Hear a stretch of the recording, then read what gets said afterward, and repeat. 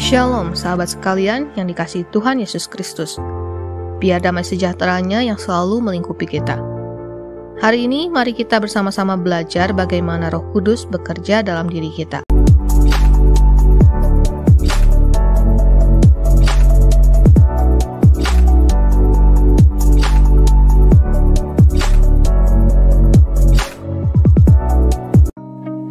Roh Kudus. Selamat malam, selamat pagi, selamat sore, dan selamat petang Roh Kudus. Seringkali kita ucapkan itu untuk Roh Kudus yang hidup dalam kita ini di saat kita berdoa. Roh kebenaran ini yang mengajari kita berdoa, mengajari kita banyak hal, yang menuntun kaki kita melangkah. Sampai detik ini, Roh Kudus yang berdoa untuk kita kepada Bapa Surgawi, dan menyampaikan segala sesuatu untuk kepentingan kita. Roh Kudus yang berdoa untuk kita, menyampaikan isi hati kita kepada Allah. Sekalipun mulut kita tidak berucap, tetapi Roh Kudus yang mengetahui hati kita, dan menyampaikan keluhan-keluhan yang tidak terucapkan akan disampaikan kepada Allah. Jika kita berdoa, kita sampaikan isi hati kita kepada Tuhan, dan Roh Kudus yang akan membimbing kita dan menuntun kita bagaimana kita harus berdoa. Sejak Kristus hidup di dalam kita, hidup kita sudah harus berubah hari demi hari. Kita bukan lagi manusia duniawi, walaupun kita hidup di dunia. Status kewarganegaraan kita adalah warga negara sorga. Karena kita bukan lagi memikirkan hal-hal dunia yang sia-sia. Kita tidak sama dengan manusia duniawi, yang hidup secara dunia, yang hanya memikirkan hal-hal yang dari dunia saja. Hal-hal yang memuaskan dirinya dengan segala keserakahan dunia. Manusia daging memikirkan yang dari daging yang menuju kebinasaan, tetapi manusia roh memikirkan yang dari roh yang menuntun kita dalam segala kebenaran.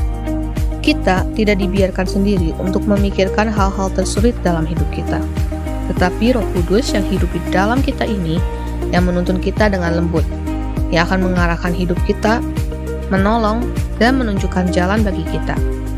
Karena semua itu Roh Kudus yang melakukannya untuk kita. Oleh sebab itu, kita selalu tidak sejalan dengan orang fasik, karena roh yang ada dalam kita menolak segala jenis kefasikan, sekalipun kefasikan yang berselimutkan bulus. Karena kita memiliki Roh Kudus yang hidup pada kita yang taat kepada hukum Allah. Itulah sebabnya kita menolak segala kefasikan dari dunia ini, karena segala kefasikan dari dunia ini tidak takluk kepada hukum Allah. Jadi jangan heran jika kita tidak suka kepada jenis tabiat jahat, tabiat cabul, dan tabiat buruk lainnya yang dunia miliki. Karena Roh Kudus yang hidup dalam diri kita ini yang menolak tabiat-tabiat tersebut. Kalau kita lemah, Roh Kudus yang akan memberi kekuatan. Kalau kita sedih, Roh Kudus yang akan memberi penghiburan. Oleh sebab itu, sapalah Roh Kudus di saat kita berdoa. Bicara pada Roh Kudus di saat kita berdoa. Maka Roh Kudus yang mengerti hati kita ini yang menyampaikan segala keluhan apapun kepada Bapa Surgawi. Sampai saat ini pun, Roh Kudus masih terus berdoa untuk kita untuk maksud dan tujuan kita sesuai kehendak Allah. Karena kita ini dipilih dan ditentukan sudah sejak dari kandungan untuk menjadi milik Kristus, maka kita juga akan dijadikan serupa dengan gambaran Kristus, supaya Kristus itu menjadi yang sulung di antara banyak saudara. Kita masih hidup di dunia, tetapi jangan sampai kontaminasi dunia ini membuat seseorang masuk terlalu jauh dengan dunia. Karena berbagai persoalan kehidupan, dunia ini hanya menawarkan, mengiming-imingi, dan menjerat dengan segala tipu muslihatnya untuk menyeret seseorang hidup di dalamnya. Sebagai umat Tuhan kita harus berkata, tidak. Karena persahabatan dengan dunia itu menjadikan perseteruan dengan Allah. Betapa luar biasanya Kristus yang telah menjadikan kita umat pemenang dengan mengaruniakan Roh Kudus pada kita, supaya kita tidak berjalan sendiri, karena Kristus pergi kepada Bapa untuk kepentingan kita, untuk maksud penyelamatan kita. Raih Tuhan dan gapai Kristus, maka Roh kebenaran itu bermanifestasi di dalam kita. Roma 8 ayat 26.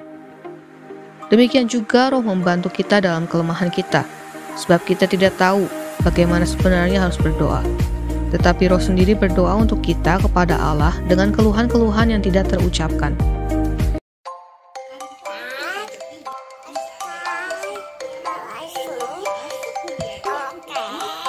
It's